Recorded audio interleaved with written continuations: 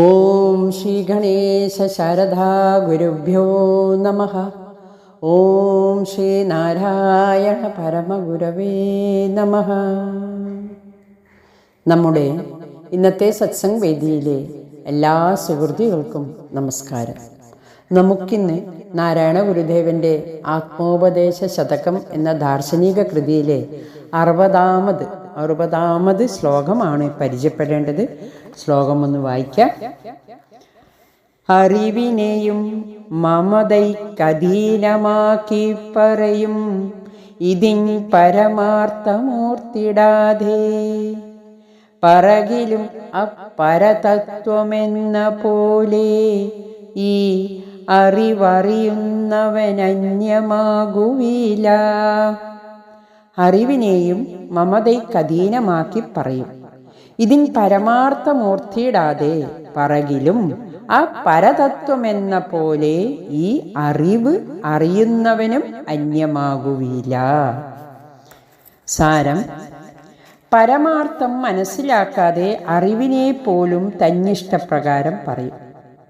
അങ്ങനെ പറഞ്ഞാലും ആ പരതത്വം ആത്മതത്വത്തിൽ നിന്ന് അന്യമല്ലാതിരിക്കുന്നതുപോലെ അറിവ് അറിയുന്നവനിൽ നിന്ന് അന്യമായിരിക്കുകയില്ല. ഇതാണ് ഈ ശ്ലോകത്തിൻ്റെ സാമാന്യമായ അർത്ഥം. ഇതിനെ നമുക്കൊന്ന് വിശദമായി പഠിക്കാം.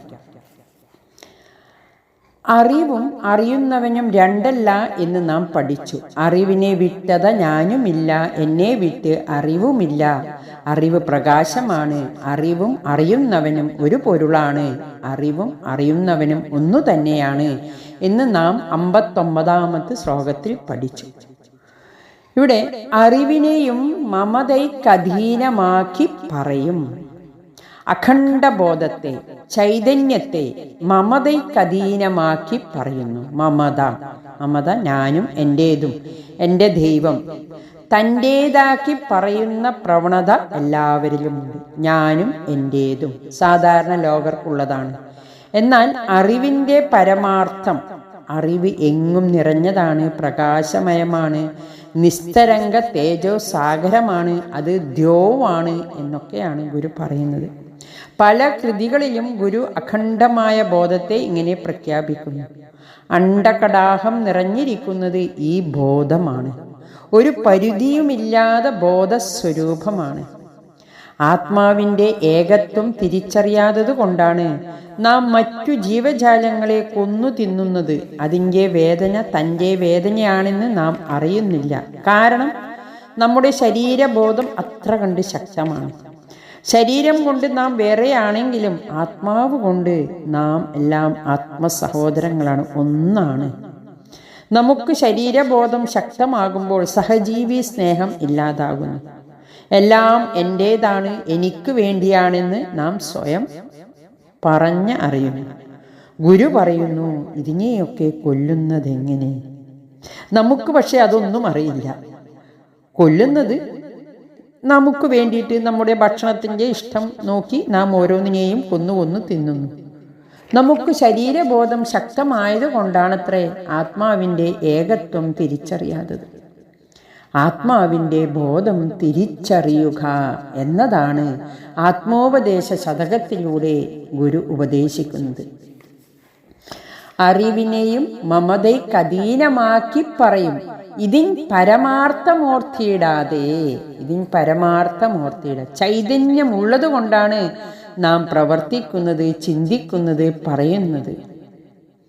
ദൈവമേ, നിനക്കായി നീയും ഞാനും ഒന്നു തന്നെ സദാശിവ ദർശനത്തിലുണ്ട്. അതായത് അപ്പോൾ ഗുരുകൃതികളെ പഠിക്കുമ്പോൾ ഗുരുവിൻ്റെ ആത്മീയ ബോധം നമുക്ക് തിരിച്ചറിയാം. ഗുരുവിന് തുല്യമായ, ഗുരുവിൻ്റെ അടുത്ത് നിൽക്കുന്ന വേറൊരു വ്യക്തിപ്രഭാവത്തെ കണ്ടിട്ടില്ല എന്ന് രവീന്ദ്രനാഥ ടാഗോർ ഗുരുവിനെ കുറിച്ച് പറഞ്ഞിട്ടുണ്ട്. ആഴമുള്ള ദൃഷ്ടി. ഗുരുവിൻ്റെ ആത്മീയ ശക്തിയെ അവർ തിരിച്ചറിഞ്ഞിരിക്കുന്നു. ആദ്യം ഗുരുവിൻ്റെ സ്തോത്രകൃതികളാണ് സാധാരണ ജനങ്ങൾ വായിക്കുന്നത്. അതായത് സകല മനുഷ്യരെയും ആത്മബോധത്തിലേക്ക് ഉയർത്തുക എന്നതാണ് ഗുരുവിൻ്റെ ലക്ഷ്യം. ഒരു മതബോധത്തിൽ നിന്ന് ഭക്തിഭാവത്തിൽ സ്തുതിച്ചു തുടങ്ങി അറിവിൽ അവസാനിക്കുന്നു. സ്തോത്രകൃതികൾ പഠിച്ചു പിന്നെ പിന്നെ ആത്മോപദേശ ദർശനങ്ങളൊക്കെ പഠിക്കുമ്പോൾ നാം അറിവിലേക്ക് എത്തുന്നു. അറിവിൻ്റെ തലത്തിലേക്ക് ഉയർത്തുക, അതാണ് ഗുരുവിൻ്റെ ലക്ഷ്യം. സകല മനുഷ്യരെയും ആത്മബോധത്തിലേക്ക് ഉയർത്തുക, അതാണ് ഗുരുവിൻ്റെ ലക്ഷ്യം. അറിവിൻ്റെ തലത്തിലേക്ക് ഉയർത്തുക. ഞാനും ഈശ്വരനും രണ്ടല്ല എന്ന അറിവിലേക്ക് ഉയരണം. നമ്മിൽ പ്രവർത്തിക്കുന്ന ചൈതന്യം ഇല്ലാതെ നമുക്കൊന്നും പ്രവർത്തിക്കാനോ കേൾക്കാനോ പറയാനോ പഠിക്കാനോ പറ്റില്ല എന്നറിയുമ്പോൾ നാം ചൈതന്യത്തെ അംഗീകരിക്കേണ്ടി വരുന്നു. അങ്ങനെ വരുമ്പോൾ ചൈതന്യത്തെ നാം അന്വേഷിക്കുന്നു, ആത്മാന്വേഷണം തുടങ്ങുന്നു. തന്നിലേക്ക് അന്വേഷിക്കുമ്പോൾ താനാണ് ആ ചൈതന്യം എന്ന് തിരിച്ചറിവിലെത്തുന്നു. വിശ്വാസത്തിൽ തുടങ്ങി അറിവിലെത്തുന്നു. വിഗ്രഹത്തിൽ തുടങ്ങി വിഗ്രഹമില്ലായ്മയിലെത്തുന്ന രീതിയാണ് ഗുരുവിൻ്റേത്. സത്യത്തെ നാം അപ്പോൾ സ്വീകരിക്കും. ഗുരു ദേവതാവിശ്വാസത്തിന് സ്തുതികൾ തുടങ്ങി അറിവിലെത്തുവാൻ ആത്മോപദേശ ശതകമൊക്കെ വായിച്ച് പഠിക്കണം എന്ന്. സ്തുതികളിലൂടെ തത്വത്തെ പ്രതിപാദിക്കുന്നു. ദൈവമേ, നീയും ഞാനും ഒന്നാണ് എന്ന തത്വത്തിലെത്തുന്നു. പിന്നെ എൻ്റെ ദൈവമാണ് മറ്റുള്ളവരുടെയും ദൈവം എന്ന തത്വത്തിൽ എത്തണം. എല്ലാറ്റിലും നിറഞ്ഞ ചൈതന്യമാണ് എന്നിലുമുള്ളത്. എൻ്റെ ദൈവം തന്നെയാണ് അവൻ്റെ ദൈവം. ദൈവത്തിൽ നാം ഏകരാണ്. നശ്വരമായ ശരീരത്തിൽ മാത്രമാണ് നാം ഭിന്നരായത്. എല്ലാവരിലുമുള്ള ചൈതന്യം ഒന്നാണ് എന്ന അറിവിലെത്തിയാൽ, ആത്മബോധത്തിൽ ഉയർന്നാൽ നമുക്ക് സാമൂഹ്യ തിന്മകൾ ഇല്ലാതാകും. ദൈവം തന്നിൽ നിന്ന് അന്യമല്ല, തന്നിലുള്ളതാണ് എന്ന് നാം മനസ്സിലാക്കി അഖണ്ഡമായ ബോധസ്വരൂപമാണ് നമ്മളെ കൊണ്ട് എന്തും പ്രവർത്തിപ്പിക്കുന്നത്. അതുകൊണ്ട്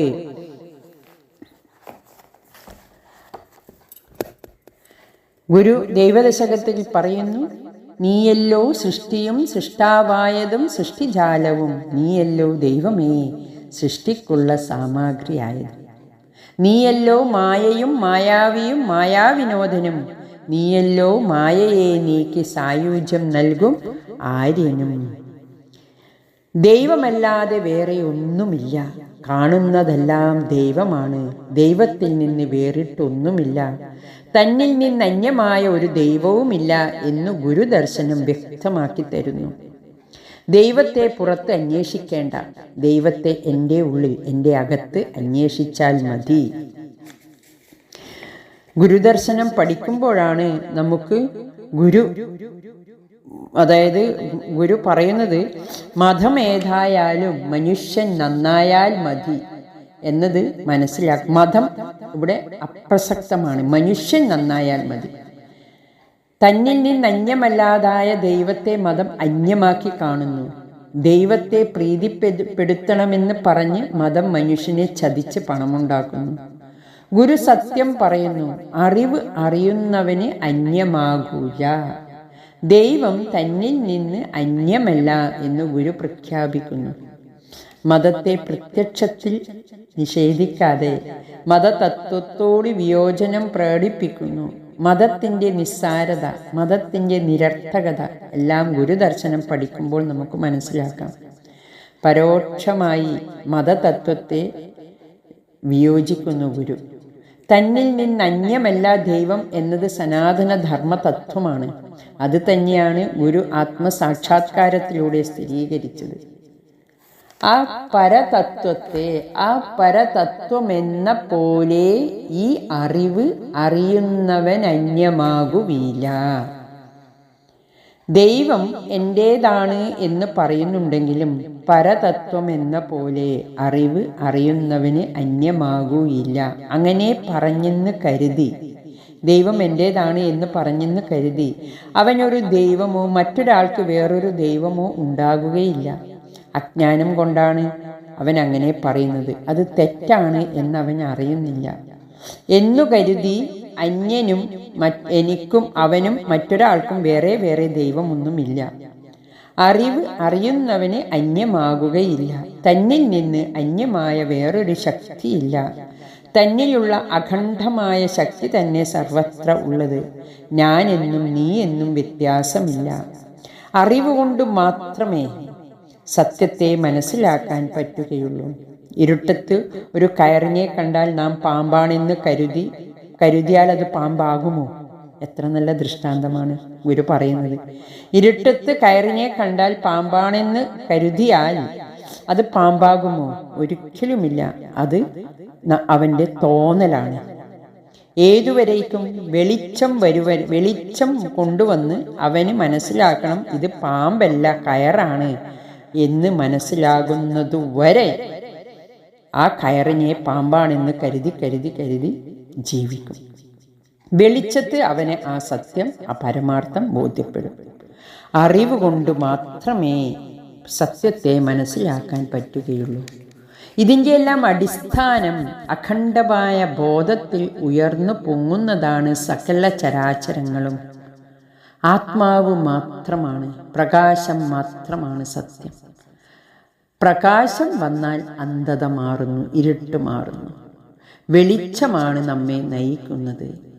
തന്നിൽ നിന്ന് അന്യമായ ഒരു ദൈവമില്ല എന്ന അറിവിലേക്ക് നാം ഉയരണം. അതോടുകൂടി ജീവിതത്തിലെ ദുഃഖങ്ങളും ദുരിതങ്ങളും നശിക്കുന്നു. ഈ അറിവ് നേടാൻ ഗുരുപാദ തുടരാനും ഗുരുപാദ പിന്തുടരാനും ഗുരുദർശനം പഠിക്കാനും ഗുരുകൃപ ഉണ്ടാകട്ടെ. ഹരി ഓം നമഃ ശിവായ.